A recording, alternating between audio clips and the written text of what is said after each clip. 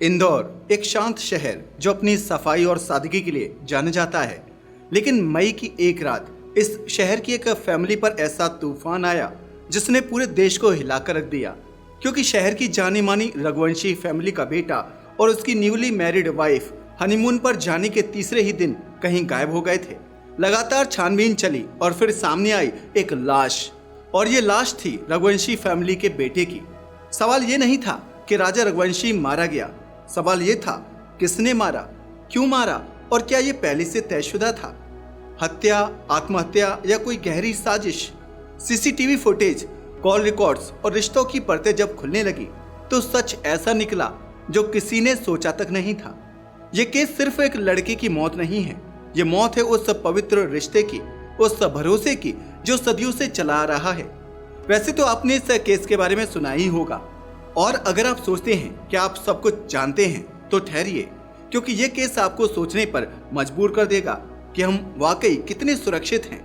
आखिर किस पर यकीन करें जब एक इंसान 7 फेरे लेकर आने वाली और 7 जन्म साथ निभाने वाली पत्नी से ही सुरक्षित नहीं है, तो फिर किस से सुरक्षित होगा। आखिर क्या है यह पूरा मामला, सोनम ने ऐसा क्यों किया, चलिए डिटेल में जानते हैं। निकिता, मुस्कान और अब सोनम, आखिर वाइफ द्वारा हस्बैंड की निर्मम हत्या करने की कितनी कहानियां और नाम अभी सुनने बाकी हैं। अभी पूरा देश मुस्कान वाले केस से बाहर निकला भी नहीं था कि एक और केस सामने आ गया जिसने हर किसी के रोंगटे खड़े कर दिए हैं। अब लोगों का शादी जैसे पवित्र रिश्ते से विश्वास उठता जा रहा है, और आखिर उठे भी क्यों ना, जब शादी जिसे एक नई लाइफ की शुरुआत और हैप्पीनेस का टर्निंग पॉइंट माना जाता था वह इंसान की मौत की वजह बन रहा है, तो फिर कोई शादी क्यों ही करना चाहेगा। मगर सबसे ज्यादा दुख की बात तो ये है कि एक हफ्ते से जिसके सकुशल जिंदा घर लौटने की दुआ लगभग पूरा देश कर रहा था, आखिरकार वह दुआ कबूल हो गई और वह लड़की जिंदा मिल गई। मगर वह जिंदा तो मिली पर भरोसा मर गया, क्योंकि हनीमून पर गए एक कपल का दुर्भाग्य देखकर हर कोई मन ही मन दुखी हो रहा था। बट उस दुर्भाग्य को लाने वाली और कोई नहीं बल्कि 20 दिन पहले दुल्हन बनी सोनम ही थी। सोनम तो जिंदा मिल गई, लेकिन रिश्तों पर मौजूद यकीन मर गया। वैसे ना तो यह पहला केस है और न ही आखिरी। क्राइम की कहानियों में अक्सर यही देखने को मिलता है कि जो सबसे ज्यादा दहाड़ मार मार कर रोता है अक्सर वही उस कत्ल में शामिल होता है। लेकिन सोनम का केस ऐसा बिल्कुल भी नहीं लग रहा था। तभी तो पूरा देश उसके लिए परेशान था कि कम से कम रघुवंशी फैमिली को दोहरा दुख ना झेलना पड़े और एटलीस्ट सोनम जिंदा वापस लौट आए। हुआ भी कुछ ऐसा ही, सोनम जिंदा मिल गई। लेकिन अब पूरा देश हैरान है, क्योंकि इतना दुख तो शायद उसकी मौत का ना होता जितना बड़ा दुखों का पहाड़ रघुवंशी फैमिली पर इस सच ने तोड़ दिया है। क्योंकि कोई नहीं जानता था कि जिस नई नवेली दुल्हन को वह कुछ 20-25 दिन पहले ही ब्याह कर लाए थे उसका यह रूप भी देखने को मिलेगा, और उसको राजा रघुवंशी के कातिल के तौर पर शामिल किया जाएगा। शादी को महीना भी नहीं हुआ है। 11 मई को सोनम और राजा रघुवंशी की शादी हुई थी। यह कोई लव मैरिज नहीं बल्कि अरेंज मैरिज थी। घर वालों ने एक दूसरे के लिए पसंद किया था। शादी के 9 दिन बाद कपल हनीमून पर निकल गया और तीसरे ही दिन राजा का कत्ल हो गया। सूचना मिलते ही पुलिस से कार्रवाई में लग गई। पूरी जांच चल रही थी, लेकिन 8 जून की रात 11 बजे एक अनजान कॉल आती है, और यह कॉल और किसी की नहीं बल्कि सोनम की थी। दरअसल रात 11 बजे वाराणसी और गाजीपुर हाईवे के पास मौजूद एक ढाबे पर एक लड़की पहुंची जो पूरी तरह से बदहवास थी। उसकी हालत बहुत खराब थी। उसने कॉल करने के लिए ढाबा मालिक का फोन मांगा। उसकी हालत देखकर ढाबा मालिक बहुत ज्यादा परेशान हो गया कि जरूर इसके साथ कुछ ना कुछ गलत हुआ है, और इस ढाबे का मालिक था साहिल यादव। उसने उसे फोन दिया। सोनम ने अपने भाई गोविंद को फोन मिलाया, जो 26 मई से मेघालय में सोनम की तलाश कर रहा था। यह भाई अपनी बहन की तलाश में दर दर भटक रहा था। जैसे ही गोविंद को फोन किया गया वो सारी जानकारी उसे दी गई कि भाई मैं फिलहाल इस लोकेशन पर हूँ। गोविंद को ऐसा लगा कि उसकी सांस में सांस आ गई है, मगर सोनम कुछ भी सही से नहीं बता पा रही थी, इसलिए साहिल यादव ने उसे एग्जैक्ट लोकेशन बताई। इसके बाद गोविंद ने पुलिस को कॉल किया।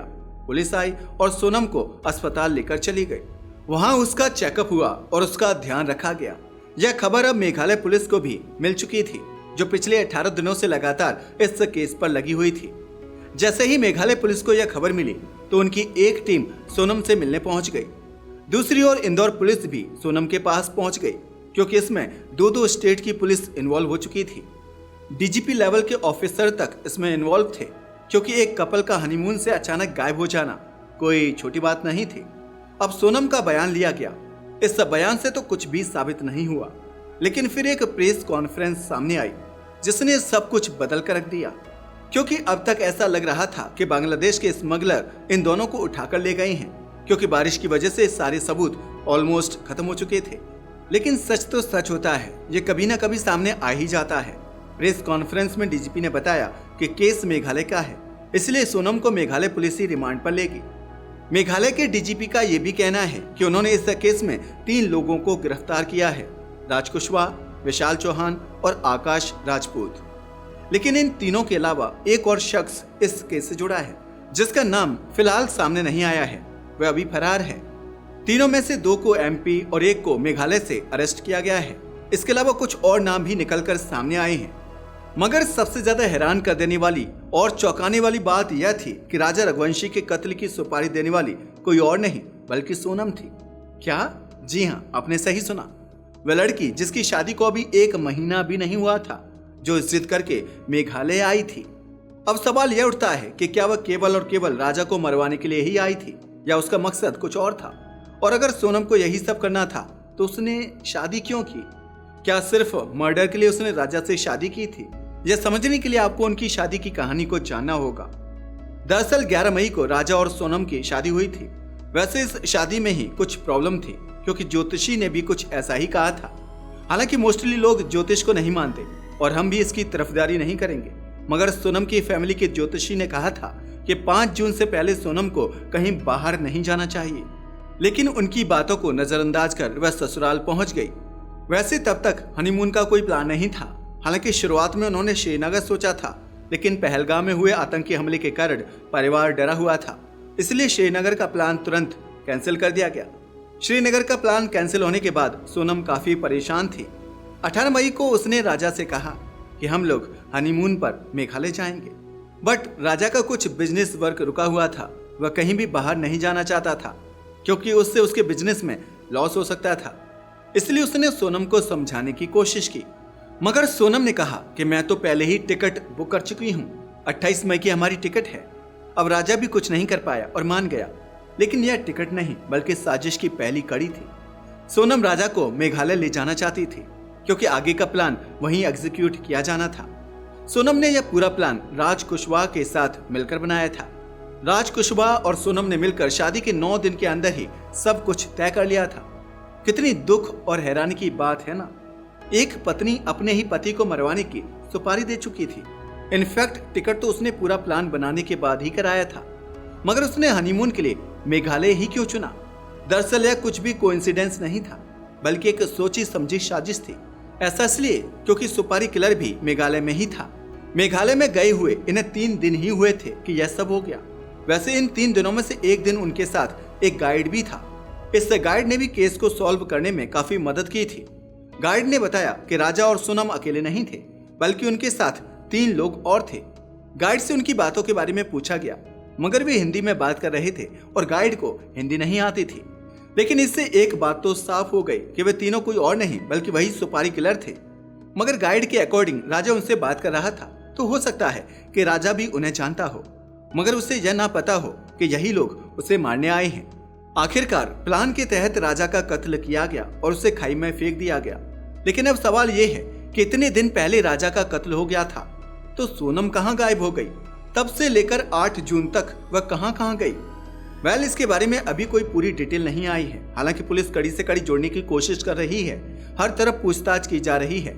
इंदौर और यूपी पुलिस भी सहयोग कर रही है, मगर यह केस मेघालय का है, इसलिए सभी मेघालय पुलिस का सहयोग कर रहे हैं। अब सवाल ये उठता है कि सोनम ने ऐसा क्यों किया? जब गहराई से जांच की गई तो अब एक नई कहानी सामने निकल कर आई और सामने आया एक नाम, और वह नाम था राज कुशवाहा का। राज कुशवाहा भी इंदौर का ही रहने वाला है, जो सोनम की फैमिली से कनेक्ट था। दरअसल सोनम एक बिजनेस फैमिली से बिलोंग करती थी। उनका एक बिजनेस था जिससे पहले उसके फादर संभालते थे, मगर अब उन्हें कुछ हेल्थ इश्यू हो गया है, जिसकी वजह से सारा का सारा बिजनेस सोनम का भाई गोविंद देख रहा था। मगर पढ़ाई के बाद सोनम ने भी अपनी फैमिली कंपनी को HR हेड के तौर पर ज्वाइन कर लिया था और इसी कंपनी में उसकी मुलाकात हुई राज कुशवाहा से, जो कंपनी में मैनेजर था। राज कुशवाहा और सोनम के बीच धीरे धीरे दोस्ती हुई, दोस्ती प्यार में बदली और शायद वे एक दूसरे से शादी करना चाहते थे।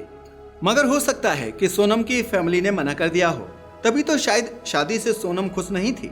लेकिन सवाल यह भी उठता है कि जब वह खुश नहीं थी तो उसने शादी की ही क्यों? जबकि वह एक इंडिपेंडेंट लड़की थी, वह तभी मना कर सकती थी। मगर उसने ऐसा नहीं किया, शायद इसलिए क्योंकि मना करने से बेहतर उसे एक आदमी की जान लेना लगा। या फिर यूं कहें कि राजा की मौत ही उसे सोनम की तरफ खींच कर ले जा रही थी।